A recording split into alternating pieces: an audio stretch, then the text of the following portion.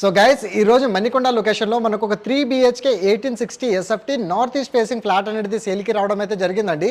Excellent వెంటిలేషన్తోన and direct owner సంబంధించిన ఈ luxury flat అనేది మనకి ఈ విధంగా సేల్కి రావడం అయితే జరుగుతుంది. దీంట్లో ఏ బ్లాక్ అండ్ బి బ్లాక్స్ అయితే మనకి 2 బ్లాక్స్ అయితే ఉంటాయి.